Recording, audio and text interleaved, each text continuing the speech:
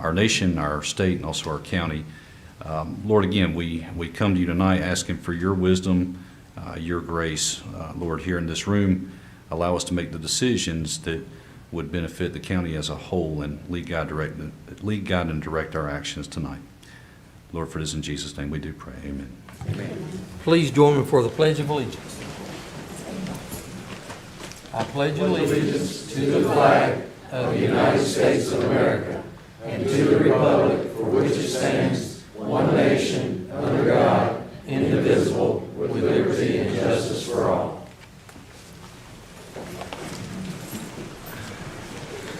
The next item on the agenda is informal comments from the community. Each speaker must address the board from the lectern and begin their remarks by giving their name, stating whether they are residents of Union County, indicating the municipality within which they reside, if any.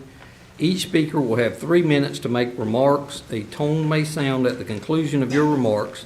A speaker may not yield any of his or her time to another speaker.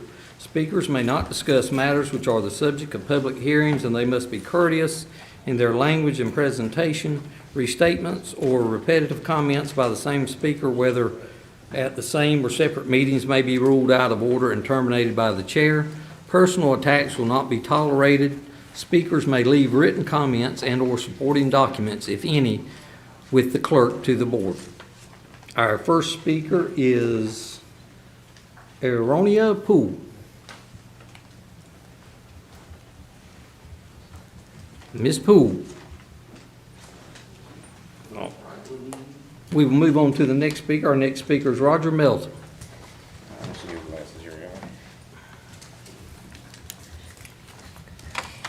Hi, board members. If y'all don't mind, I'm gonna have to double up. I forgot my reading glasses, but I'm sure y'all seen this. I'm sure y'all seen this before. Okay, my name is Roger Melton. I'm a lifelong resident of Union County. I'm speaking to you about the rezoning down on 218 for the countertop business, the granite business. And I just wanted to say that I'm not a disgruntled neighbor or against a business across from my property. What I am concerned about is pollution, air, water, noise. I love my county and don't want to see it poisoned. If you were to look up Union County's physical features, Rocky River is at the top of the list. And as most of you already know, the northern part of the county sits on a rock, and rocks have cracks, and of course water seeps down to aquifers, ponds leak. About 40 years ago, I was sitting at a restaurant, Crossroads Diner on 218, and Mr. Dowd Green, he was probably about 80 at the time, and Orrin Love was sitting there, and I said, I'm going to dig a pond. And he said, it's going to leak. I said, well, I'm going to dig it anyway. He went, it's going to leak. About made me soil in my britches, but my pond leaked. So anyway, but getting onto it, I remember about 50 years ago, and some of you may remember this, Rocky River was polluted, and it took years to recover. Couldn't eat the fish, didn't want to go in the water, and it took years to recover. And just a few years ago, progress of any kind was halted because of a mussel, and y'all remember this, the Tar Heel splitter, living in the same branches feeding off to Rocky River. And I had a few questions and that have not been addressed, and I just want to bring them up. It's if any contamination or poisoning happening, who would be responsible to monitor the waters if this is passed for chemicals used to separate the solids or dust particles or airborne particles? Decimals of the noise, how much noise would be, because that would it would for sure affect the homes. And would this be a matter for environmental to check into? Because I just tried to have, not far from there, a few hundred yards away, a septic tank line repaired, and it almost took an act of Congress, and we're still working on it. But if contaminated, who would be responsible for the cleanup? And all I'm asking is for answers now before the fact. And I'm sure for the vote that y'all will make a prudent decision, and if it's y'all's grandkids along with mine who will be living on the ground, drinking the water, breathing the air, and hopefully this company can find a more suitable tract of land to move to or do this on, because I just don't think it's the right spot. But thank you very much. God bless. Are there any other speakers who have not signed up who wish to speak? Hearing none, the next item on the agenda is a public hearing regarding BFS Operations LLC doing business as Builders First Source, Project Temper, to consider a Step 2 Economic Development Incentive Grant in an amount not to exceed $104,500 over a 5-year period.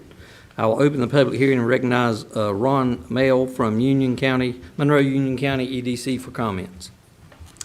Chairman Rao, Commissioners, Manager Matthews, it's my pleasure to bring before you tonight an Economic Development Incentive Grant request on behalf of BFS Operations LLC, doing business as Builders First Source, again otherwise referred to as Project Temper.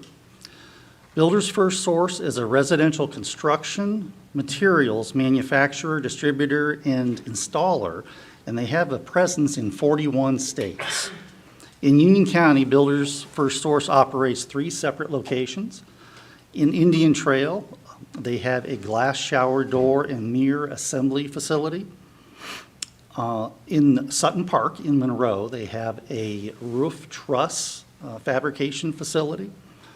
And then an indoor lumber yard on Airport Road, also in Monroe.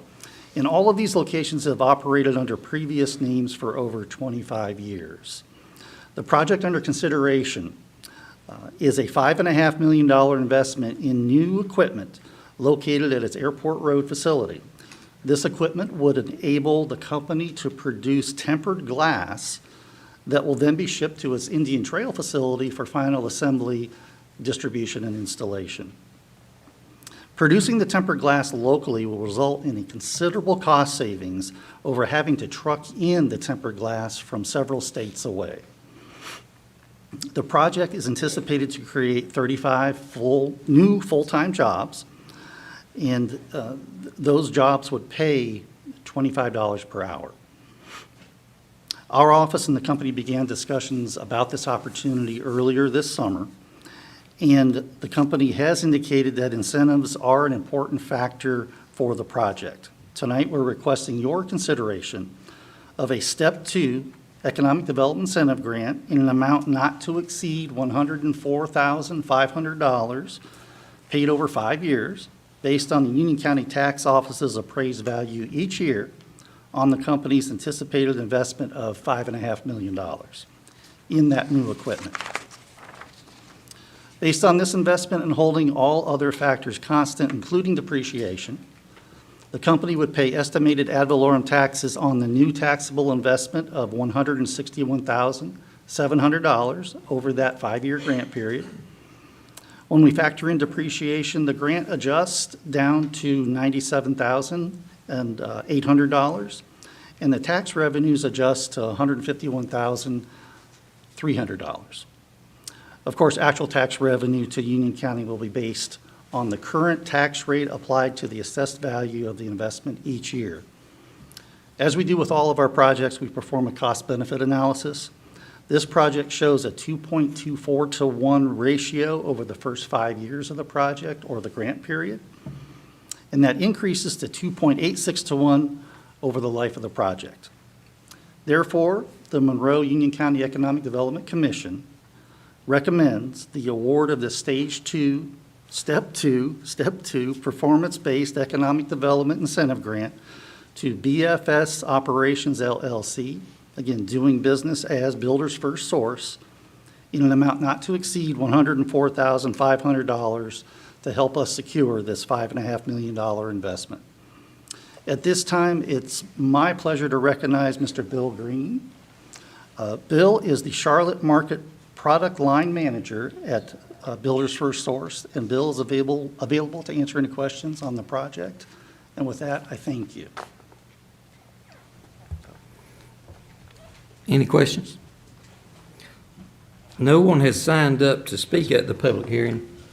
Is there anyone here that hasn't signed up that would like to speak at this public hearing?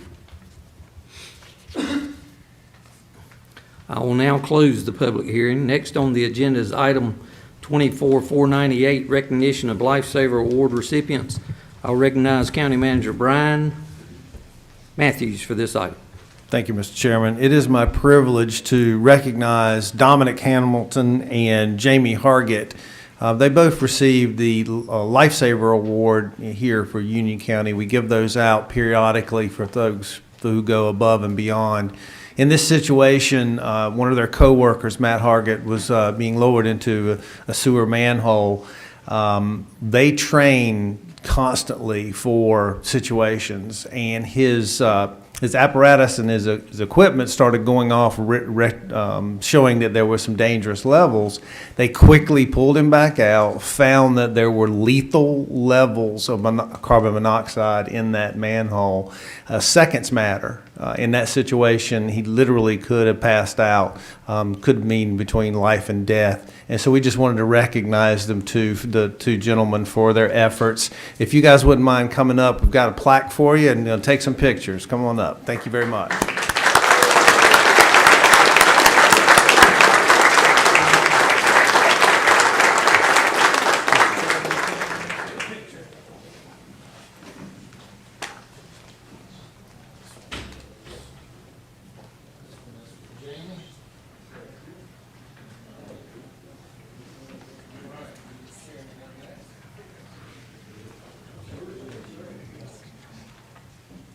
All right, count of three. 1, 2, 3. 1, 2, 3.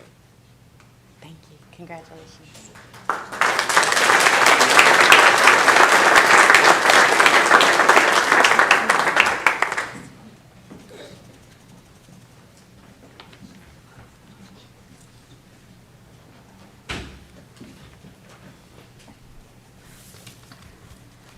Our next agenda item is item 24522, Public Communications Department International Award.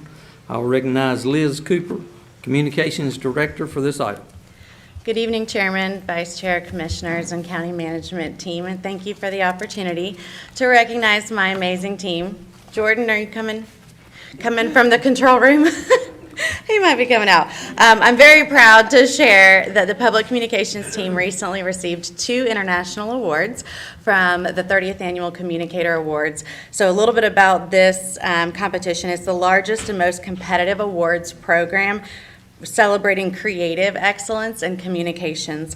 We received an Award of Excellence, which is the competition's highest honor, for the Yadkin Regional Water Supply Project completion video, as well as an Award of Distinction in the recruitment category for our video, Grow Your Future with Union County Government. So these were selected among more than 3,000 entries across the country and from around the world. And I just think it's important that in our ever-growing digital world that we create compelling, engaging content that's well-received by our residents and our stakeholders to share the county's values and the community's values and what's important. So I'm very proud of this team for doing everything that we do and doing it so well to be recognized internationally. So thank you for the opportunity.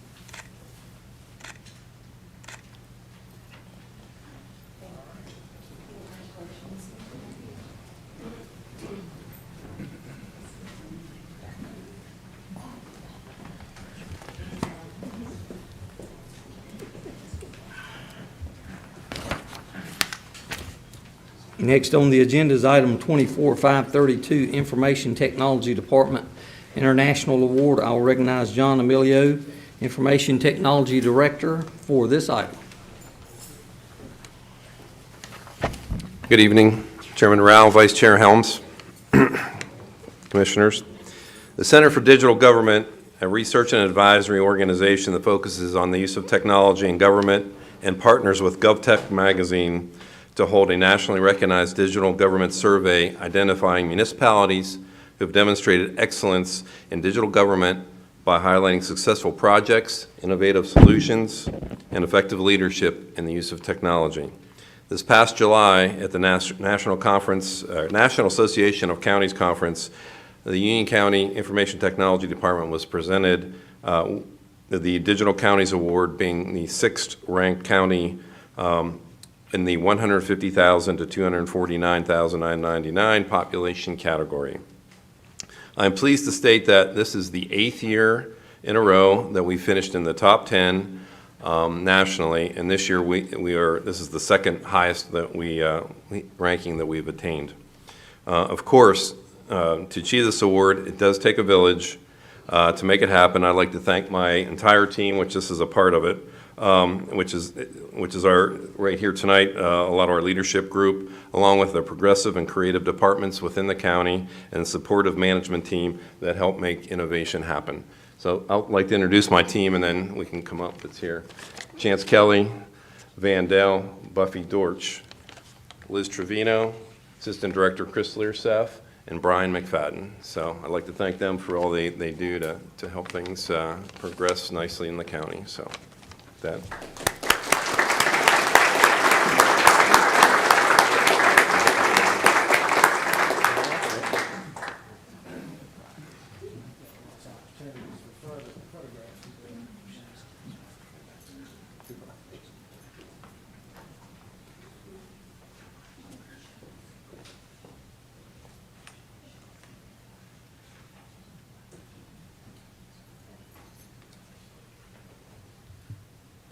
Make sure I see everybody. Count of 3. 1, 2, 3.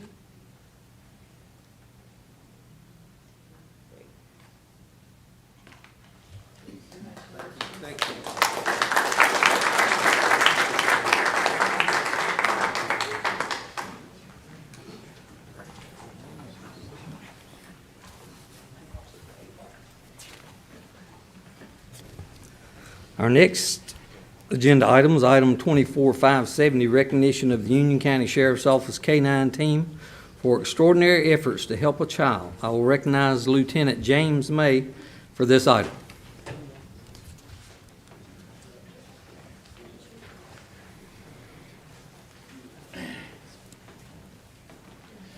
Good evening, everyone. Good evening. Amen, brother. That's what I'm talking about. We're about to have church in here tonight. As always, first out.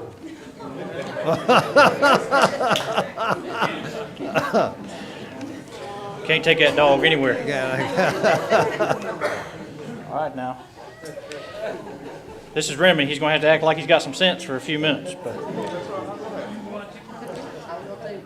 first, I'd like to thank our Board of County Commissioners, as always, and our county management team for allowing me to come up tonight to talk about a recent event that Deputy Belk and Remy had the opportunity to truly impact and make a difference, or to make an impact and make a difference within our community. This is a huge honor. As always, I want to take the time to thank. Yes, sir. I'm trying. As always, I'd like to take the time to thank the residents of Union County, whether they're in attendance, watching at home, for the support they give the men and women of our agency every day. This dog's getting just a hair fresh back here. So, all right. For those that don't know who I am James May. I'm a lieutenant for Sheriff Eddie Cathy, and I serve as his public information officer. And I'd like to provide you a summary of the incident that led to this recognition tonight. On July 7th, a local resident called 911 to report that they had found a child walking alone along Waxhaw Indian Trail Road. Multiple sheriff's deputies responded to the area and began trying to determine where the child's home was located, but they were unsuccessful due to the child being both autistic and nonverbal. Deputy Belk and Bloodhound Remy decided to attempt a reverse canine track, which started at the location where the child was found in hopes that they could find his home in reverse. As many of our residents know, and as many of you know, normally we start where they left from and go find them. This was different because we were starting in reverse. So they had to have a scent article. So in this case, Deputy Belk used his common sense. He took a sterile piece of gauze and he wiped the child's arms and the back of his neck, got the scent off of that. He gave it to Remy, and Remy went to work. About half a mile after the they weren't chasing anybody. After half a mile after they were, or during their track, they pulled right up, or they drove right up to this home, walked right up to this home, and found the open garage door, knocked on the door and said, "Hey, are you missing a child?" And the parents, of course, scared to death, not knowing what's going on, they say, "Yes, we absolutely are. Where can I go and do the right thing and get my child?" And we brought the young person back there and reunited him with his loving family. And this is not something that's normal for our office. We don't normally train that way. So this was kind of a unique approach to a search. And this team made sure this young man got back home to his family safely. This is not what you'd call average law enforcement duty. This is above and beyond. So we're extremely proud of them. To talk a little bit more about that, I'd like to welcome Sheriff Eddie Cathy himself. I won't take just a minute, but I just want to tell you how much this means to this community and this agency for this honor. And the public thinks the same as everybody does. It's chase them, catch them, put them in jail. And it's not what they do out here every day. It's all the things that are necessary to keep this community safe. And I just appreciate you, appreciate everybody. Thanks for what you do for this agency.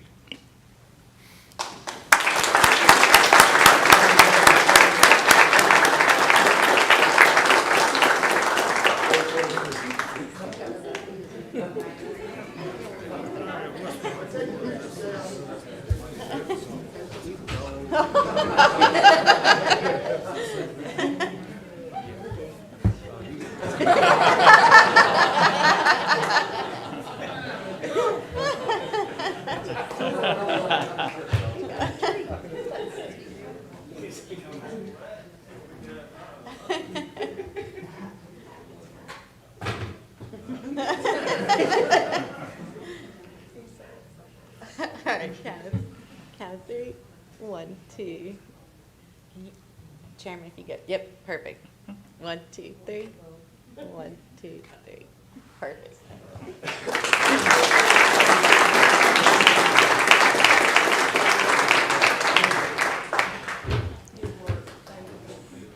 Also, I've got the microphone for just a minute. I feel like I'd be remiss if I didn't mention that the sheriff's office has plenty of Remy's cousins. Second, third, fourth cousins. They may not be hounds. They're, all kinds of mixes. But we've got plenty of his cousins and friends at the animal shelter, and we're doing a Clear the Shelters animal campaign right now. For the next 20 days, we're trying to get 150 animals adopted. So please, come on down to the shelter and take. Thanks, Sheriff. Sheriff's Office app has all of our adoptable animals on it. So go ahead in your downtime and look at some animals, and then come down and take 3 or 10 of them home. So we appreciate you. Thank you again. Thank you. Thank you, Lieutenant May. Our next agenda item is consideration of the agenda and consent agenda. Are there any motions regarding requested revisions or amendments to either of the consent agenda or the business agenda? Mr. Chairman? Mr. Vice Chairman. Yes, sir. I'd like to make the motion that we adopt the consent and the business agenda as published. Any discussion on the Vice Chairman's motion? All in favor of the motion indicate by aye. Aye. We are now at the business portion of our agenda. The first item of business is item 24-549, renaming the board's conference meeting room. I'll recognize Vice Chairman Brian Helms for this item. Thank you, Mr. Chairman.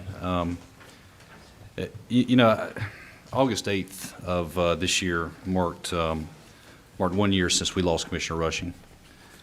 And Commissioner Merrill and I, and also some others here in Union County, have talked about doing this for, well, nearly a year.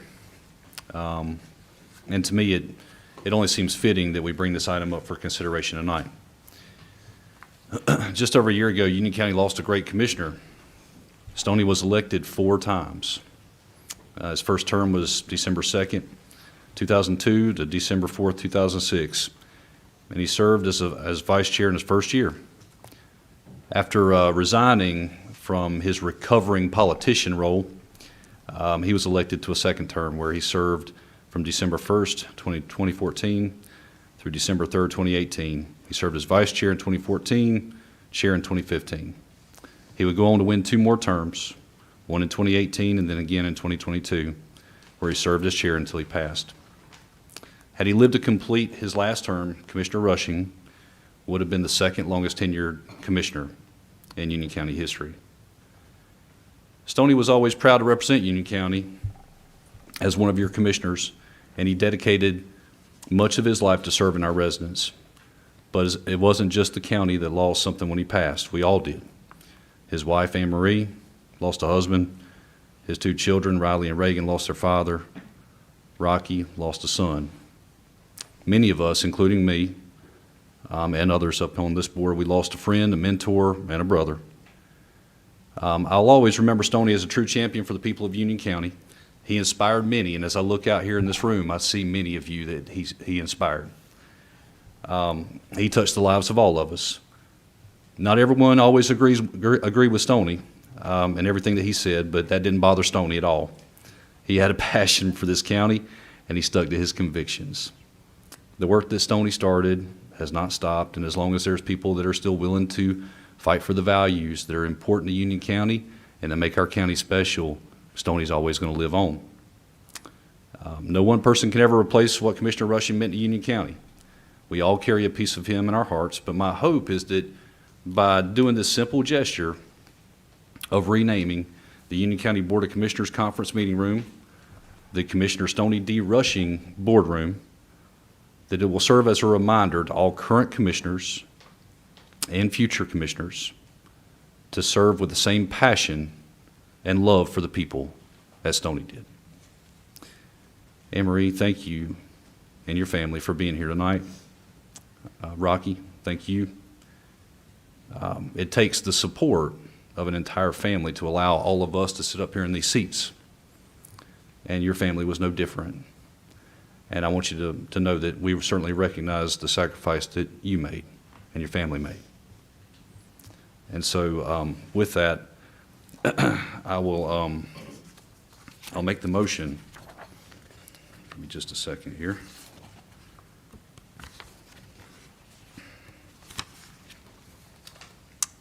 But I will make the motion that, I can find the right language here. Hang on one second. All right, sorry about that. I will make the motion that we adopt the resolution naming the Union County Board of Commissioners Conference Meeting Room the Commissioner Stoney D. Rushing Boardroom. Any discussion on the motion? I would like to say thank you to the Rushing family for all the support y'all have given Stoney.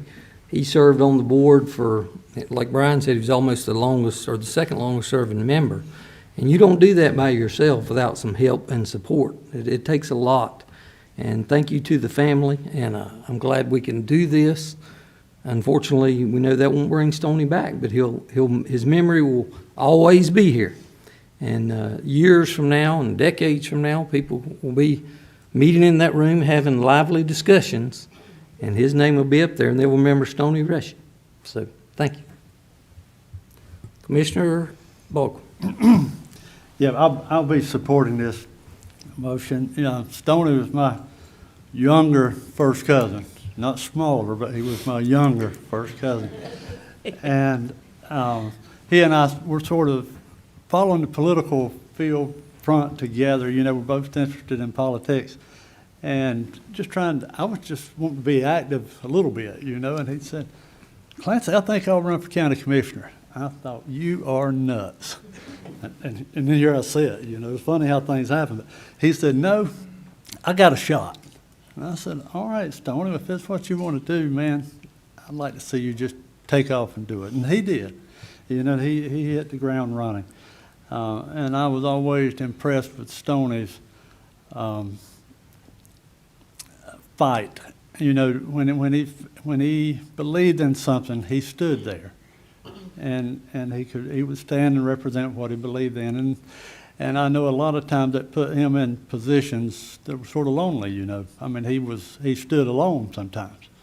So I really had a lot of respect for Stoney, and I appreciate what he's done for the county.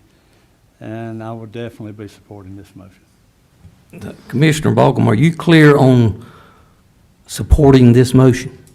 It is your cousin, you said? Yes, sir, I am clear on this motion. Thank you. Mr. Chairman, I am. Commissioner Merrill.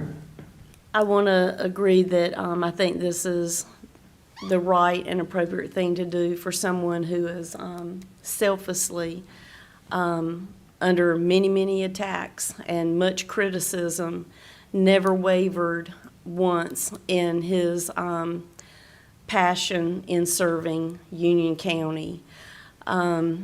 Stoney, I met Stoney in 2014 when he decided to come out of retirement, and political retirement, and run for county commissioner again. And I'll never forget the first time that I met with him, and he was a champion for Union County, and he was a champion for many of the people here in this room, to help encourage each one of us to get on the bus and get to work in taking care of Sweet Union. And a lot of people think that Stoney and I agreed on everything. Well, I'm here to tell you we didn't. And we agreed and we disagreed, and but we always had respect for each other and the work that we were trying to get done for this wonderful county and all of its citizens. And we always worked together to do what was best. And I could not be, despite losing him and losing one of the best friends that I've ever had, it is a great honor to be able to vote and support this tonight. Any further discussion on Vice Chairman Helton's motion? All in favor of the motion indicate by aye. Aye. Thank.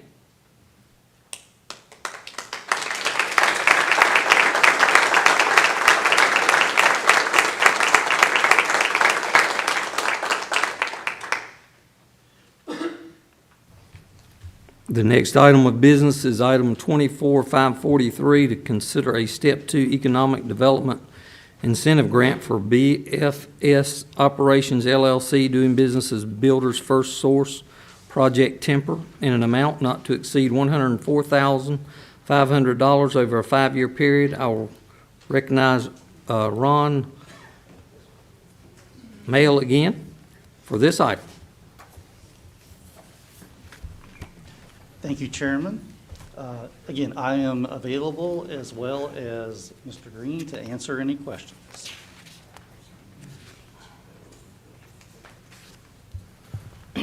Commissioner Merrill.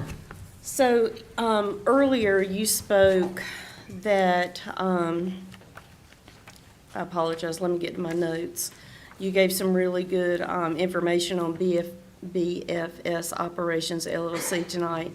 They operate in 41 states. You mentioned that they have been in business, I think, for 25 years in 3 different municipalities, I believe, 2. Yeah, 2 in Monroe, 1 in Indian Trail. Thank you. 3 locations in Union County. Have there ever been, to your knowledge, any environmental concerns or penalties or any violations, to your knowledge, in those 25 years with this operation? Not that I'm aware of. No. Okay. And will they be opening another location, or will they be operating in an existing location that has never had an environmental concern? They will be adding equipment in an existing location, and as far as I know, there has never been, to my knowledge, any issues. Okay. I would think after 25 years, we probably would have heard about it. Yes, yes. Okay, yes. that's the only question I had. Thank you so much. Sure. Thank you. Mr. Vice Chair. Mr. Chairman, I'll just go ahead and make the motion that we, that we award a Step 2 Economic Development Incentive Grant in the amount not to exceed $104,500 over a 5 trust the county manager to negotiate and execute an agreement substantially consistent with this agenda item. Any discussion on the motion? All in favor of the motion indicate by aye. Aye. The next matter of business is item 24-518, rezoning petition CZ 2023-002 VL Properties. I will recognize Bjorn Hansen, Senior Planner concerning this item. Evening, Mr. Chairman, members of the board, Manager Matthews. This is the decision portion of this proposed rezoning. A public hearing was conducted in July. As a reminder, this is a rezoning off of NC 218 for approximately 3 acres to amend the conditions associated with a previous rezoning to allow a countertop fabrication facility and showroom to be developed. The site plan is here with the building, parking lot, and then NC 218. Public hearing was conducted. Several members of the public spoke against it, citing runoff concerns, groundwater contamination, and noise. I will note that in the agenda packet, I made an error in presenting the background of that rezoning where I thought that it was relating to a existing legal nonconforming use that they wanted to bring into compliance with zoning. This was actually just a rezoning where a person who owned a business in Lancaster County wanted to bring it here, so I wanted to clarify that. So the applicant and their contractor who developed the site plan is here to answer any questions. Otherwise, I'm here to answer any questions that you may have.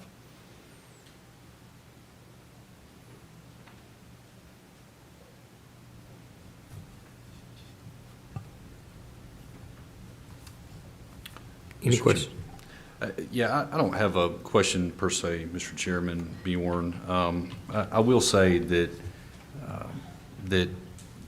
I listened to the residents that came at our last meeting, and I listened to their concerns. And I will say, too, that I share some of their concerns. The residents, they had mentioned concerns about noise, about stormwater runoff. Traffic was mentioned. Problems about infiltration of groundwater. I've got some other concerns here as well. So, and I believe I brought this up at our last meeting, but, there was a pond, as I understand it, there was a pond that was filled in on this property, and that is the proposed location of the building. I'm aware of some properties not too far from this site where some site work has been done similar to this, and they've had foundational and structural problems as a result of it. I'm concerned too with the truck traffic. So it was identified here in this proposal that, we're expecting 20% truck traffic. So you're going to have trucks coming into this location. You're going to have trucks picking up countertops. They're going to be coming out of this location. And that's not too far from that roundabout on 218. In our land use plan, this has been identified as rural residential.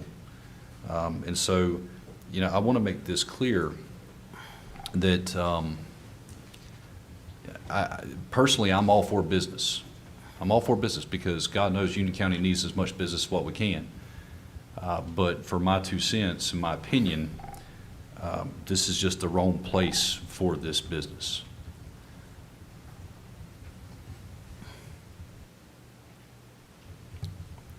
Any further discussion or questions for Mr. Hanson?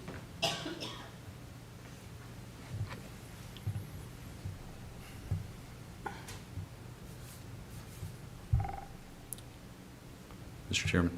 Mr. Vice Chairman. If there's no other comments or questions, I'll make the motion to deny the proposed amendment. So I'll make the motion to deny the rezoning petition CZ-2023-002 submitted by CESI CGS to rezone the property appearing on the tax map as parcel 08-036-025B in the Goose Creek Township from B4 with conditions to B4 with modified conditions, and 2, adopt the consistency and reasonableness statement for denial. Any discussion on the motion? Hearing none, all in favor of the motion indicate by aye. Aye. Okay, thank you. Next on the agenda is item 24502, board discussion concerning Union County zoning and development standards pertaining to lower rural density. I'll recognize County Manager Brian Matthews for this item. Certainly. Commissioner, Vice Chairman Helms and I spoke previously, and he had brought up that he would like to discuss with the board the opportunity to get more information about how the county may address land use and development within the county, specifically those areas of more rural in nature. So he wanted to have a conversation about how the board can potentially reduce the amount of density that we have in those areas, and I'll leave it to him to certainly describe that in greater detail. Thank you, Mr. Manager, and I've just got some comments here. I think that we've all seen that we're facing some issues with growth in Union County, and I can say from firsthand experience that as commissioners we receive emails and phone calls from the residents of this county with concerns about density and growth.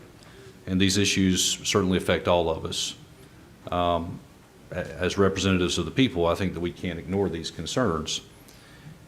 So we've seen the cost of growth. We've seen the cost of growth with water and sewer infrastructure, with law enforcement, with EMS, with fire departments.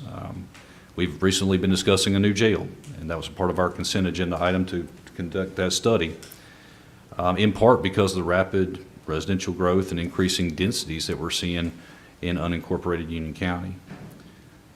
So, I think we all need to recognize that Union County doesn't have unlimited funds to pay for all these costs. The funds that the county has are derived from the taxpayers and the ratepayers.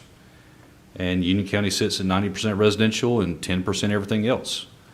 That trajectory is just simply not sustainable. Agriculture is so important to our county, it's critical for what we do, yet our farmers are expressing concerns over diminishing farmland. Zoning and land use are within the authority of this board, and so is being good stewards to preserve the character of our great county. And I wanted to bring this item up for some discussion, and the objective here really isn't to stop growth. You have to have some growth, and you can never stop growth entirely, but rather to better manage our zoning and our development standards to lower density.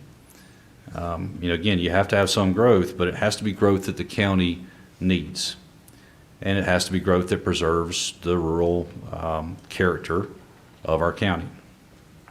Neighboring counties and municipalities have recently adopted similar strategies or other types of strategies to mitigate increasing density, and I would like for our county to explore similar options. So I would just recommend, if my colleagues agree, that we formally direct staff to bring us back 3 to 5 options to consider that would potentially reduce the density in the county. Then as a board, we can consider, what's right out of those options for the county and what would be the best fit. We can debate, what the strategy or what the best strategy would be to lower that rural density, but I feel like, the worst thing that we can do at this point is do nothing. And so I'll open the floor to comments from my colleagues. Mr. Matthews, is that something that y'all could do as far as bringing those items back to us? Yes, certainly. And again, the only thing I would ask is if the board wanted to give us a definitive time frame to do that. Obviously, we'll want to research that, see what's done around the state. So just as long as you can tell us, hey, what's the time frame, so we can meet that. Mr. Chairman, what would be a realistic time frame? I think we could probably bring you back something in 60 days or less, honestly. And I think we can certainly do some research and give you some options. That doesn't mean that obviously you have to make a decision then. There may be more that comes out of that, but we can certainly bring you some options within, I say, 60 days. Commissioner Balkin? Thank you, Mr. Chairman. My ties, I grew up in a farm family in Union County, and now I run a nursery. I see both sides of this issue. I profit from the construction to a degree, but when I talk to the people in the community, everyone, the issue that seems to be at the top of the list is growth. And so I think this is a responsible move. I don't know the right answers, but it's no secret that our farmland's disappearing, and that's a major concern. And I'm mostly in the eastern part of the county, but that is consistently a concern with the folks over that way. So I think this is a very responsible move. I would just like to say that I agree with Commissioner Helms. This conversation and challenge has faced our county for many boards prior to this one. And it's one thing to continue to talk about the challenge, and I think it's another thing to make the motion to start getting information on how to fix the problem. So I do support this completely. It's time to figure out how to get a hold of this, instead of just talking about the problem, finding some solutions. So thank you, Commissioner Helms. And I think we have taken some action as far as farmland and things like that. However, more information is always better. So I'm certainly open to that. Absolutely, and we recognize this is an important issue. And in fact, as part of your comprehensive plan that the board adopted some time ago, we're actually in the middle of putting together a rural land use plan. But that doesn't mean that these can't run concurrently, so to speak. So we recognize that there are things that we can do differently, and we welcome, bringing the board additional information. Mr. Chairman? Mr. Vice Chairman.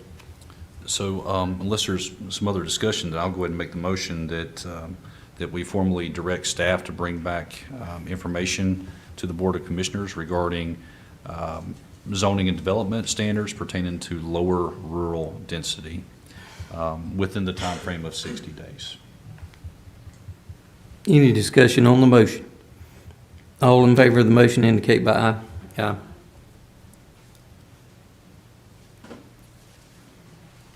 Our next matter of business is item 24-525, the 2025 reappraisal status update. I'll recognize Van Harrell, Tax Administrator, concerning this item.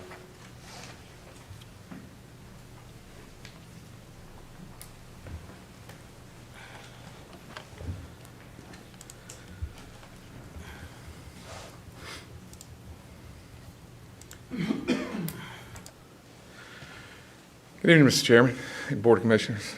Pleasure to be here tonight. Just kind of bring you a first glance at the work we've been doing. We met with you all back during the budget workshop back in the spring, kind of provided some basic information there. We're getting closer to the, I would say we're in the meat of the project right now, but closer to the end of it. Just a quick look at our agenda here. I've got an introduction I want to make tonight of our new staff member. Kind of go over some of the same information that we provided you in the spring, but more up-to-date information regarding some of the numbers that we're seeing here in the county. I want to bring Michael up. Michael is our newest hire as Deputy Tax Administrator. We have a retirement taking place in a couple of weeks. Robin Mary, who was a current deputy, she's been with the county 20 years. He has been hired to replace her. So we had an overlap for a transition period just to acclimate him here, but I want to introduce you to Michael Thompson. We hired him from Loudoun County, Virginia.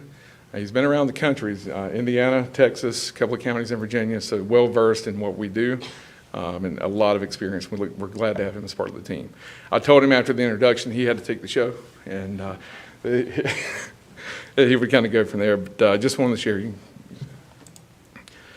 So just to kind of reiterate why we're doing this, there are 4 core concepts that envelop everything that we do in our office. One is to treat taxpayers fair and equitably across the board, whether they're residential, business, industrial. We have to be in compliance with North Carolina general statutes.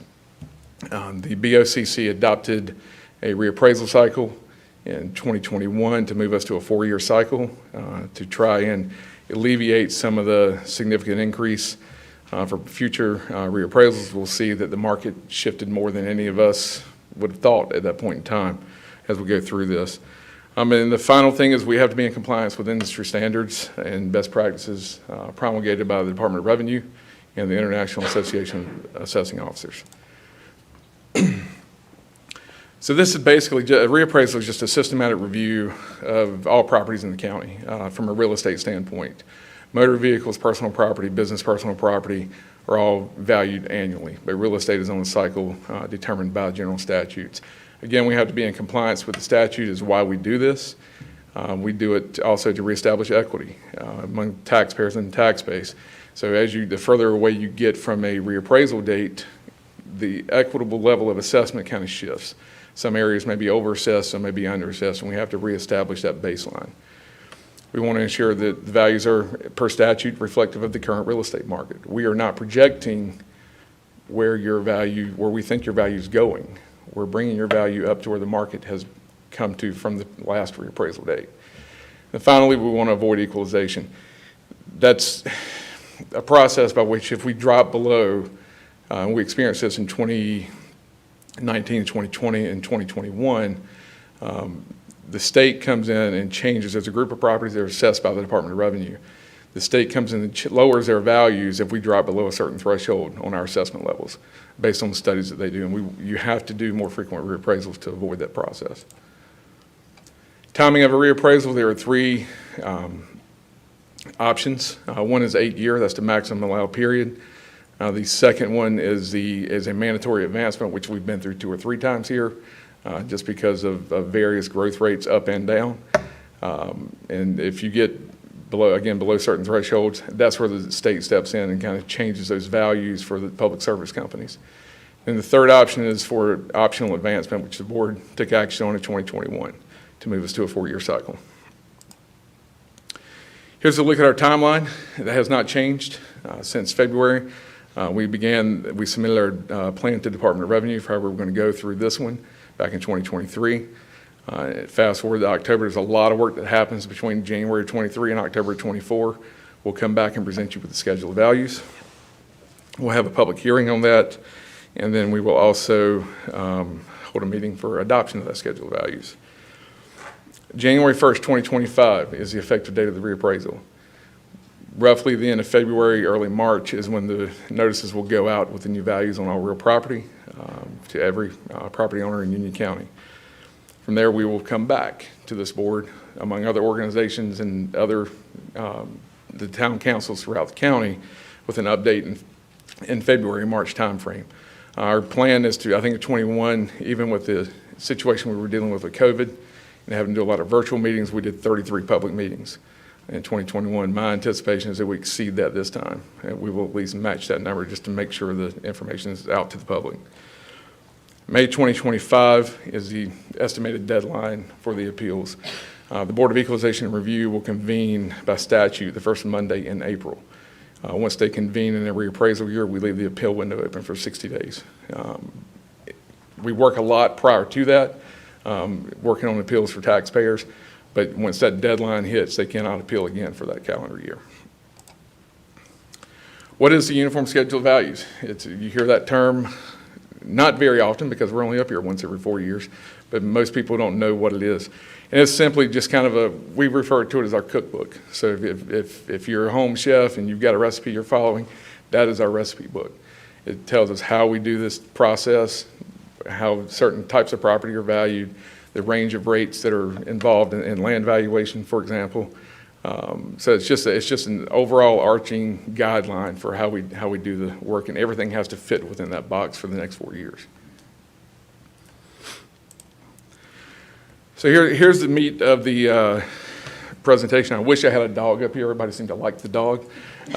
Not so much the tax man, but we will go through this nonetheless. Well, now apparently you can adopt several. I'll pass. I've got 2 daughters that would love me to take 10 home, but that's not happening. So just look at the current market. On the effective date of the last reappraisal in 2021, our sales assessment ratio is 99.86%. That just simply states that we were right on the market. You can't get much better than that without doing some things that you really shouldn't be doing. Our current median sales ratio in comparison is 65.94%. So that shows that the market, the sales prices have gone above the assessed values by that percentage point in totality across the county. Our median selling price between January 23 and July 5th of this year is $450,000 per home. Compare that to 2021, the median assessed value after the reappraisal was $293,000. So you've got almost a $200,000 increase in the median price of a home compared to the assessments in 2021. Total sales volume, total number of property transactions between 2021 and July of this year is 30,000 transactions, and that could be multiple transactions. It could be if a subdivision goes in, you've got a transaction for the major lot. Then you have each individual transaction for each individual residential lot within that. So it can be a factor of multiple properties selling on the same multiple times. What we consider valid sales, which is what we look at to determine our schedule of values, we've had 23,255 of those since 2021. And anytime you have any questions, just feel free to stop me. Just a brief look at the market by property type within the county. Residential median sales price again is $450,000. Commercial median sales price is $650,000. And our industrial median sales price is just over $1 million. Vacant land right now is selling for about $78,000 an acre.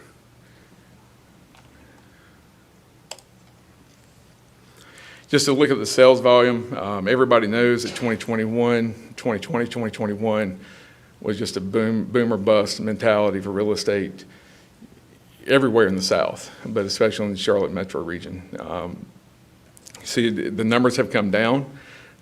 This number for 2024 is halfway through the year, so we anticipate that's going to be right in line. It's kind of leveled off from a volume standpoint, and we anticipate that to continue for this year. Yes, sir. Van, so is this just Union County that we're looking at here? This is just Union County data. Yes, sir. Okay, thank you, sir. Here's a breakdown by volume by jurisdiction within the county. You can see the county as a whole at the top. Of course, this is valid sales. This is just numbers that are county only that are not in a municipality. So sales within the county, 21,000. You can see there's 3 or 4 driving municipalities here. Waxhaw, Monroe's the highest, Indian Trail, and where's the other one? Stallings. Yes, sir. All right, Van, I'm going to stop you again.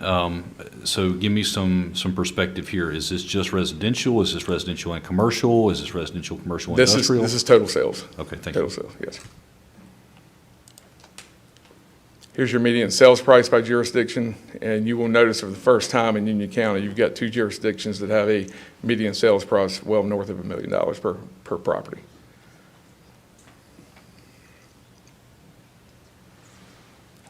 We can get this to you in a handout too. So, sales ratios, you heard me mention that earlier. Our residential sales ratio throughout the county is 65.79%. Our commercial ratio is 61.59. Industrial is just under 41%. Shows you the value of those properties. In industrial cases, it's typically land, has shifted significantly from the reappraisal date. And here's your sales ratio by jurisdiction. I showed you this data back in February. Since then, there's been a few changes. The ones highlighted in yellow have actually come up a little, meaning they've moved closer. The sales prices that have occurred since then, as we've vetted our sales, have shifted that ratio slightly higher than what it was in February. The other ones that are not highlighted have continued to go down. And I will explain this Wingate ratio here. You see that one went up almost 20%. The reason for that was there was a large single parcel land sale that occurred in Wingate. I believe it's Glencroft subdivision. They developed the backside, phase 2 of that subdivision. The sales for the individual parcels were in that first study done in February, compared with a 0%, with a $0 value for assessment because they were not active lots at that point in time. So we excluded those, and that brought the ratio more in line with the rest of the county. Here's a look at our historical assessed value, going back to the FY21, which was the year before the last reappraisal, and moving forward through this past fiscal year. It shows you the total value of residential real, commercial, industrial, the amount of property that's excluded and exempt from taxes, and then your net real estate property tax base there. Below on the bottom, we've talked about this before on numerous occasions, is the breakdown of residential compared to commercial industrial within the county. Any questions about this slide? Okay.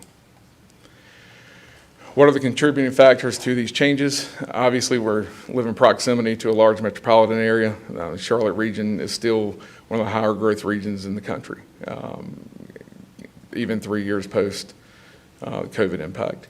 Housing supply and demand is still low, even in Union County. There's still a lot more demand typically than we have, and that's what's keeping the prices up. There's still supply chain issues. This was not a local story. I think it was in the Triangle area. I heard a story last week where there's subdivisions that have been built out. People have bought their homes, but they can't move in because the power companies can't get the substations. They can't get, so they're having issues with the electrical infrastructure trying to do that. So it's not just here; it's everywhere. Cost of construction materials continues to rise. I think they seem to have leveled off a little bit. And so, but that does contribute to the rising cost of home sales prices. And of course, interest rates, they're at an all-time high. They're starting to come down. We'll see what kind of impact that has on the market. Touch on our public information campaign. Obviously, we'll do municipal meetings. Following this meeting, we're working on scheduling to do the same presentation at every municipality in the county, just to kind of give them a first glance of where we think things are headed. We will redo our webpage with Liz's team to focus on the 25 reappraisal and remove the information for the last one. We will do radio and newspaper interviews along with meet with various civic groups throughout the county. Tax relief options. This is a topic of spirited conversation with taxpayers at various times throughout the year. Our biggest single from an individual taxpayer standpoint is the elderly disabled exclusion. There are requirements that have to be met. I mean, a lot of the conversations we have, well, I'm over 65 years old, I deserve to get that. Unfortunately, that's not our call. This is a statutory aligned program that we don't set the parameters for. Here's your current requirements to qualify for this exclusion. They've got to be the owner of the property as of January 1st, required to be a North Carolina resident, 65 years of age, and or totally and permanently disabled. So you can qualify if you're under 65, but you've got to have that medical disability. This is what trips people up most of the time is the income limit. The income limit is $37,900. If you make more than that, you cannot qualify for this, and it's household income. It's not an individual basis. So there is sort of a marriage penalty in this, as we used to hear referred to in income taxes. If both spouses are drawing Social Security, if they're $100 over this limit, they can't qualify by statute. And unfortunately, we have a lot of conversations that we have to deal with on that. There have been some proposed changes. I'm on the state legislative committee for the Collectors and Assessors Associations. We worked for 2 years to try to get legislation passed to change some of the requirements for the more urban counties throughout the state. There's 12 counties that are primarily targeted with this. And what we have looked at, which seems to be the most fair, again, not to play on words, but the most fair and equitable solution is to tie this program as a second option to the HUD social services income requirements. And what we were looking at was 60% of the HUD-established AMI for a 1 to 2 person household, depending on if it's a single resident or a married couple or 2 residents in the house that aren't married. For our area, that would raise the income threshold to either $41,000 or $47,000, just under $42,000 and $48,000, which we think would bring in at least 100 or more applicants per year that would qualify. Now, that does erode the tax base. But at the same time, it gives taxpayers who deserve it that break on their taxes. And what the kicker on this is that we were allowing for the greater of the existing threshold or this threshold, because some rural counties where I came from in northeastern North Carolina, If you raise this to $47,800, probably 75% of the county would qualify if they're above age 65. So that's a huge hit for them. So that's where the resistance comes from the General Assembly. I would request that, I think you'll go through a legislative goals action process here soon. I would request that the board consider putting some sort of modification to this program as a legislative agenda. We've been asked by the County Commissioner Association to request our boards to do that. So this is my opportunity to put this before you all. There are other programs available. There's a circuit breaker program, again, for those that do not meet the requirement for elderly and disabled, but the problem with this one is it is a tax deferment. It's not a tax exemption or exclusion. It becomes a lien on the property. And some people will do it, some don't. We've got 3 in the county right now that take it, 3 homeowners in the county that take advantage of this right now. The income limit is significantly higher, but again, they don't want to leave that burden for their kids or their relatives down the road. Disabled veterans, if they are 100% disabled declared by the VA, they can get an exclusion of $45,000 on their real estate property taxes on the value, not the actual taxes themselves. There is some work being done on this. We're not sure where the General Assembly is going to come down on this one. It's gone from full exemption to 50% back to the 45. So we're still waiting to see what Raleigh does with that. Of course, PUV, outside of the elderly, that affects every taxpayer. PUV is the largest tax benefit program in the county. Yes. So before you change slides, I do want to express my concern about disabled veterans. Working with veterans outside of this responsibility, some of our veterans might be 50% disabled, 75% disabled, but regardless, disabled. So, but what I just heard you say is they have to be 100% disabled? That's correct. Is there any current conversation going on in Raleigh other than being at 100%? Because if you're 50%, you're still disabled. If you're 75%, you're still disabled. Is there any more conversation out there to offer tax relief to the people who have served our country?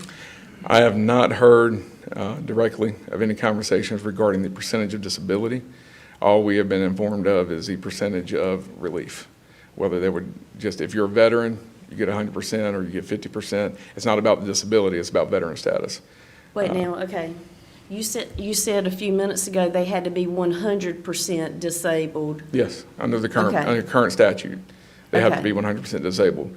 The conversations that we have heard are that regardless of disability status, if you are a veteran, period, that you would get some sort of break. But that has not been passed. It's just been conversation proposed Okay. by various Please, if you representatives. don't mind, please keep us updated on that because that's something I'm very interested in for those that have served our country. Absolutely.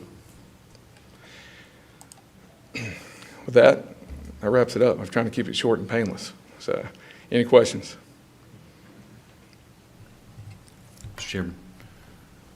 I'll just say, Van, it's not really a question for you, but I agree with Commissioner Merrill's concern there, and maybe that is something else that we can put on our legislative agenda when the time comes, so about the disabled veterans. All right, thank you. Thank you, sir. Next on our agenda is item 24-544, contract for ice skating rink services. I'll recognize Jim Chafin, Parks and Recreation Director, for this item.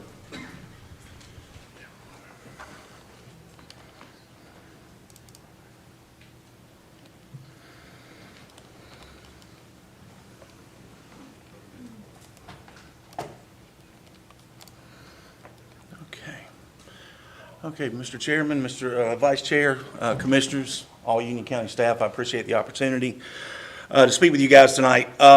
As I was preparing this particular presentation, in my 25 years plus of Parks and Recreation in Union County, did I never think that I would be talking about operating an ice skating rink in Union County. So this was a very interesting presentation for us.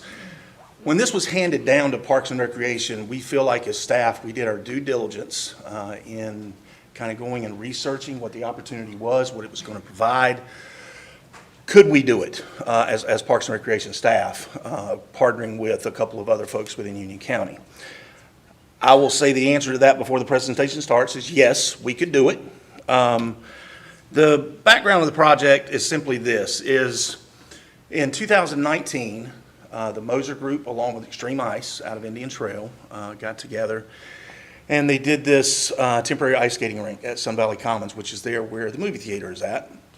The particular parcel we're referring to is kind of directly behind the Trail House and Sun Valley Cafe and that particular area right there. It apparently went very well. Of course, COVID hit, they stopped. One of the reasons that they have approached us, and I shouldn't say one of, probably the main reason, is that Extreme Ice and the Moser Group does not have the staff to staff this thing. You'll see in a later slide, we're talking about 58 days of possible operational days for probably 8 hours a day. So that's one of the reasons that they have approached Union County about possibly taking this over. So after we discussed this with management, procurement, finance, it was determined, hey, let's put it in the budget, let's see what happens. We did that. Obviously, you guys did approve the budget. So now we're here and we're actually digging into it a little bit more to see if we actually want to follow through with this. The funding that was approved is everything that is needed for this particular project. Why would we do it? I think that's a question you have to ask yourself, and you guys let me know. As Parks and Recreation, we're here to offer recreational opportunities. This is, like I started off with, this is a very unique opportunity for the residents. It also promotes that health and fitness initiative that you hear about through Parks and Rec, through the health departments, all that stuff as well. Obviously, families being able to come out, 7 days a week, basically, bring their families out and enjoy the ice skating rink. This what is provided slide, I'm not going to go over all of these, but the gist of it is simply this. Everything that's listed here is part of the proposal that we need to run this ice skating rink. A lot of times in our world, we talk about inside a fence. So think about a baseball field. It's everything inside the fence. This is inside and outside the fence. So this is everything inside where the ice is at. This is everything on the outside to include the chillers, the refrigeration units, the water, the lights, the Christmas trees, the decorations, pretty much everything. Our responsibilities are, the biggest one is the very first one, is the operational aspects. So one of my departments, our outdoor recreation staff, is actually going to be responsible, if you guys choose to move forward with this, in setting the schedule for our staff to go up and run this particular facility. Routine maintenance, that's just general daily maintenance that we would do. That would be your upkeep of any trash, trash cans, that type thing. Maintenance items on a larger scale is part of the contract that we would have with seasonal ice rinks, that they would actually be taking care of those. The reservation platform, it was told to us by seasonal ice rinks that reservations are a really big plus for this particular initiative. Two of my staff members met with our automated business software, which is RecTrack, which is what we use for our campground, day use area shelters, all that good stuff. We can add a module to our current reservation system that would be able to track this as well. So what that would entail is us basically taking one of our POS systems, which is probably going to be the one in our gatehouse as you enter the day use area. That's your POS system, that's the credit card machine. Take it all up there to the location, and we would be able to run it without incurring any other cost. So of course, managing the reservations, and then we would, and I've worked with legal just a little bit to this point on the waiver liability forms. We kind of feel like it's going to fall in line with what our outdoor rec programs and events, what they require for that. This is the location, just a quick picture for you guys. Again, Sun Valley Cafe, the Trail House, and then in front of the actual movie theater.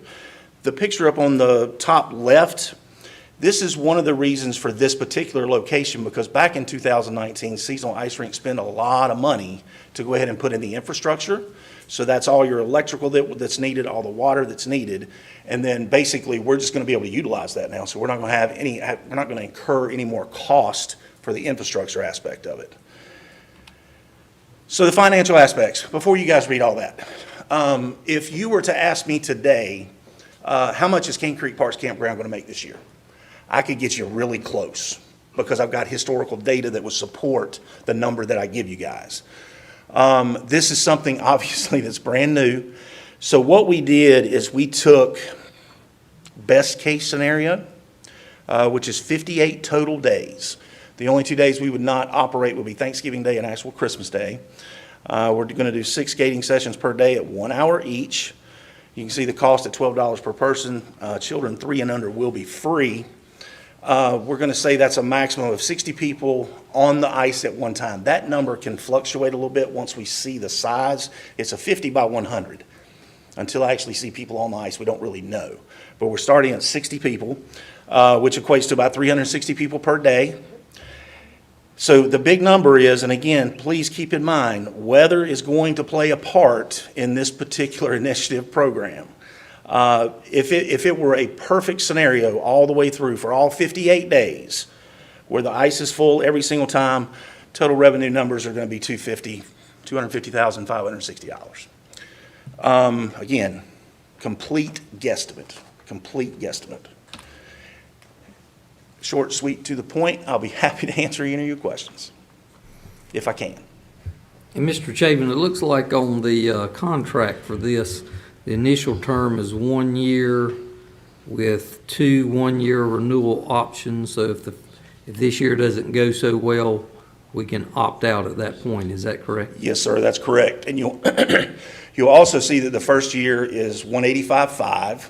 So and then any years after that would be 150. The reason for that is he's going to use the additional funds this year to purchase some of the materials that are needed for this particular rink. But then basically what he'll do is at the end of the contract, he will take all that stuff and store it for us. And then next year, if we decide to do it, he would bring it right back. So there wouldn't be any more costs associated next year.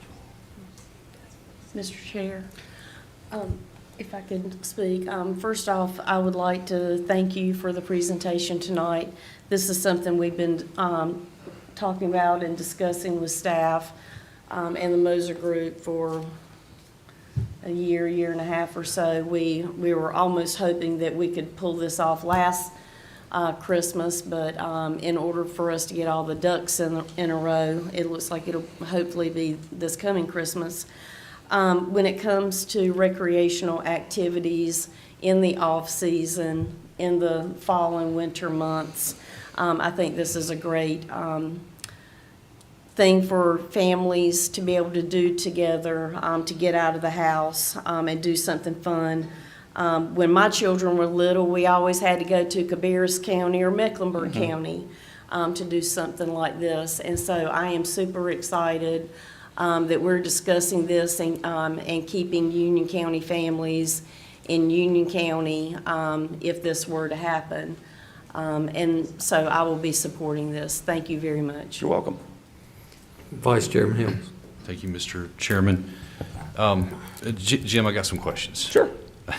And I've got lots of questions, so you'll have to bear with me here for a few minutes. Listen, I'm not opposed to ice skating rinks, but as I was looking through the information that we had in our packet, I mean, there were certain things that kind of stuck out to me, and the first thing that I thought of is well, who owns the liability? Say somebody falls down, they get hurt, God forbid, somebody need a hospital visit, something like that, and correct me if I'm wrong, I just want to make sure that I understand correctly, but Union County's not assuming the liability for injuries, or are we assuming?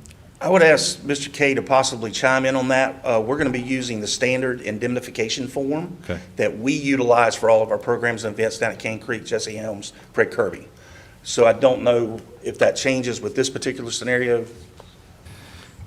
We would try everything in our power, obviously, to put legal documents in place that make certain that the liability for this rests with the operator and not with the county itself. However, as probably everyone knows who's had experience with lawsuits and lawyers, if they're looking for folks to sue, they're going to come after the big county every chance they can get. But we do think we have some documents in place that really help limit that liability. Thank you. Mr. Vice Chair, I will share with you that one of Jason's staff members has already gone over the initial contract, has given the markups back to seasonal ice rinks. They have accepted all of those, and those are those terms and conditions as well. Again, we're still working with one of his staff members on the waiver liability form just to make sure we can utilize that. Okay. I also read in there that the county is going to be responsible for security. And so, you know, what type of resources are we talking about? Has that been identified as to, you know, what type of security we're going to have? Are we going to have sheriff's deputies out there? Are we going to have, you know, some sort of law enforcement? Are we hiring private security there? What does this look like?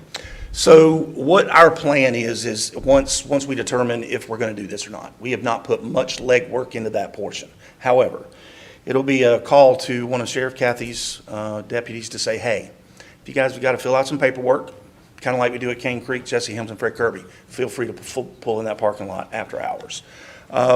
We have discussed in-house that we can get one of the cheaper security systems similar to what we have over at Fred Kirby Park that we would be able to utilize as well. Seasonal ice rinks, the Moser Group, have assured us that there are plenty of security cameras already in place at the businesses that are there that would actually be focused on that particular area. Okay. But as far as us having to incur any more cost for, I guess, an outside vendor to come in and provide security, I don't foresee that happening, no. And Jim, if I could just step in here. When this first came to us, we had a meeting with the town of Indian Trail because this is located within the town of Indian Trail. And we initially saw this as a partnership between the town and the county. And they had the same concerns that the Moser Group did. They just don't have the seasonal employee pool that we do. We are fortunate that we have our summer seasonal employees, that a lot of them are at college. And when they come home over the winter, there's nothing for them to do. So we do have a substantial number of folks that have shown interest in working this.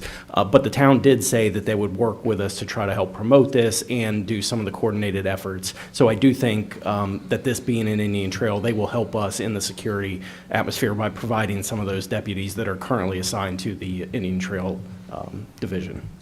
And I'm glad you brought up Indian Trail because that was one of my questions. Has Indian Trail, have they committed any kind of financial resources to making this a success? No financial resources, no, sir, but they do obviously want it to happen. They want it to occur in their town, but they just couldn't commit anything when we met with them. Okay. You know, I saw your financials there, and I mean, that's assuming a lot. Sure. And so as I look over this, you know, I'm looking at $485,000 over 3 years. And I know that we can break this thing up to 185 or 150 in year 2 or what have you, but you know, that's a total investment of just south of $500,000. And so, I mean, I look at that and I think that's a lot of money. Sure. And if you do the math, I mean, if we get 6 months of use out of this, and according to the numbers that you've given us today, you're not going to get 6 months. Correct. So if you do the math, you're looking at 6 months, $485,000, then that's approximately $81,000 per month. You know, so I know that the ROI is going to be all over the place. We have nothing really to base it off of, or do we? Because that's part of my question now is, you know, if this thing was done before and they did pretty well with it, you know, do we have any financial modeling from the years past prior to COVID with this? So the only thing that we were told by the Moser Group and Extreme Ice is that they broke even and then some. That was what was given back to me. The city of Rock Hill also utilizes seasonal ice rinks, and I apologize, I don't have their numbers tonight, but we did reach out to them trying to get what last year looked like for them. Now granted, we're talking about Union County versus the city of Rock Hill downtown. I'm not sure if it would be apples to apples at that point. The one thing that I would say in support of this particular project is that my staff is prepared to do what we need to do to get it open and operate, just pending you guys' decision. Well, Jim, What about the lease agreement with Moser Group? I mean, what are we talking about there? Because, I mean, are we talking about, I mean, obviously, this whole $485,000, that's not complete, lease agreement with Moser. Sure. Correct? That's correct. And the number that has been thrown to me is $1. $1. We will have to pay the utilities for the electric to run the rink, but Moser Group has said that they will essentially give us the land because they support it being there. They obviously spend a lot of money on the infrastructure, and we did look at doing this a few years ago at the Special Event Center down in Wingate, and the infrastructure just to be able to have a rink there, that was several $100,000, and at that time, it didn't make any sense. I will say that the Moser Group has already invested that money, so that is something we would not have to come up with, but there are some ongoing costs we would have to. Okay. So you said that you're ready to go. So you wouldn't have to make any additional hires in Parks and Rec to staff this, or would we have to look at seasonal employees? All the staff members I would need are currently in the budget that was approved. Okay. And I will say this as well. One of the things that we have determined within our department is that we're always going to have at least one full-time staff member there. I have 8 rangers across the board, and the way we're going to work it is one of them per week will be up there on site with the seasonal staff. So instead of them being at Jesse or Fred or down at Cane Creek, their week's going to be assigned up there. Gotcha. Okay. All right, I think that's about all the questions I've got, Jim. I'm sorry, I don't mean to push you No, through sir. the ringer. No, sir. But, I think that when we look at this, I'm glad to know that, that the Moser Group has allowed us that lease agreement for $1. I think that's fantastic. What I will say, though, is I've got severe reservation because as I look at this, I mean, you're talking about $500,000. You're talking about $500,000, for 6 months.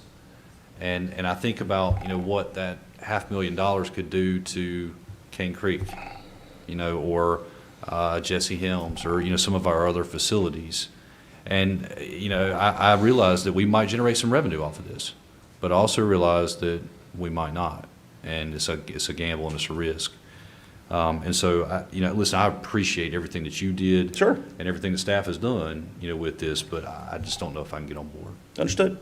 But thank you. Mr. Chair, if I may, I would like to just make a clarification. The $485,000, is that for 1 year or 3 years? 3 years. Okay, thank 3 you years very total. much. And then so that you guys know as well, I know, Mr. Vice Chair, you were referring to the operational period. What we're going to do is the week before Thanksgiving would be a training week. We would be open, but it would be a training week for my staff. And then starting on the day after Thanksgiving, that's where we would be open 7 days a week, except for Christmas Day, all the way through Martin Luther King Day in January. So that's where we come up with that 58 days. And the reason we're bringing this to you now is there are a couple real long lead items that are custom made, and Extreme Ice has said that if we want to do this year, we have to do it now. So if the board is uncomfortable at this point, and that's understandable, and wanted to revisit this at a future time, it would not be for this year. We'd be talking next year because we're about out of time with ordering the materials and being able to do it this year. So I just wanted to say that. And I just wanted to clarify that this was over 3 years, that this would not be spent in 1 year. And there is a very high probability of profit because the little bit of historical data we have does indicate that there was profit. And as the chairman has already mentioned, there is the 1 year back out clause. If this doesn't go well, then we back out of it, and we have not spent $485,000. But again, I believe this would be an amazing holiday activity for Union County residents, and that retail taxes and everything that would be collected in the Sun Valley area by getting families out of the house and into Sun Valley. There's a lot of opportunities for eating out, going to movies, and tax dollars around this ice skating ring. So again, I will be supporting this project to keep things in Union County so that families don't have to travel to another county. And Commissioner Merrill, just to answer your question, yes, it is for 3 years, 185.5 the first year, 150 the additional 2 years. Mr. Chafin, will we get to see you out there on a pair of skates? No, sir. This does not skate. You didn't hesitate, I agree with that. Commissioner Baldwin. Yes, I'm afraid I'm just going to be redundant here, but I just want to, we're saying we can proceed for 1 year, and if this thing is a train wreck, if it falls flat, we can pull the plug and we're back out. That's correct. And we've committed $185,000 and some change, and we have a potential of seeing $250,000 in the neighborhood coming back to the county. That's correct. So basically after the first. No other hidden cost beyond that $185,000. We will be paying the seasonal staff that we would to run it, but that would be the only additional cost. And that is already in the budget. I would not be coming back to you guys asking for more, for additional funds for seasonals. Mr. Chair, I would like to make a motion to authorize the county manager to negotiate and execute an agreement substantially consistent with this agenda item, exercise any renewal or extension term options set forth in the agreement, and to terminate the agreement if deemed it in the best interest of Union County, each in the county manager's discretion. Any discussion on the motion? All in favor of the motion indicate by aye. Aye. All opposed, nay? Nay. And Mr. Chafin, I'd ask you to reconsider your time out there on the ice. Yes, sir, I will. I will give it serious reconsideration. Thank you, sir. You're very welcome. Thank you, guys.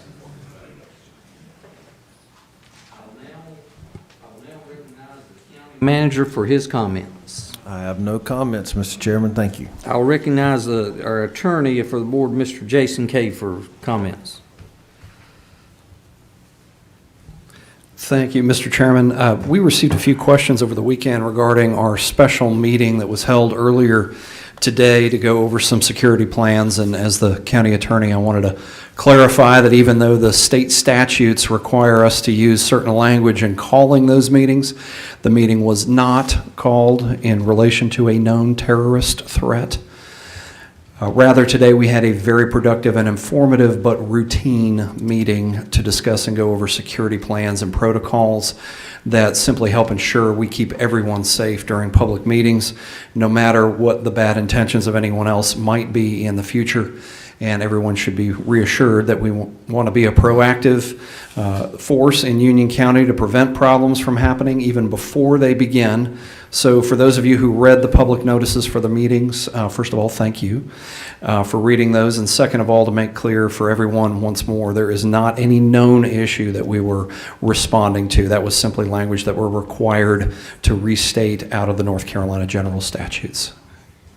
Commissioner Baldwin. Yes, sir. I understand Commissioner Williams has been a little bit under the weather, so I'd like to wish him a speedy recovery. And outside of that, just appreciate the staff for all their hard work, and encourage everybody to be careful on the way home. Commissioner Merrill. I just want to say thank you to Stoney's family for being here tonight. It's always heartwarming to see you here in his absence, participating in a public body that he loved so much. And I just want to say that that we love you and we support you, and we will always remember Commissioner Stoney Dwight Rushing. Thank you for being here tonight. Thank you. Vice Chairman Helms. Thank you, Mr. Chairman. I'll just echo Commissioner Merrill's comments. Certainly glad to see all the family and the friends of Stoney here tonight. And, you know, that's a testament to what the man meant to many of us and what he meant to the county. I want to thank all my colleagues up here on the board. I think we've had a great meeting this tonight, and a very productive one. As always, thanks to all of our staff. Certainly, appreciate your efforts.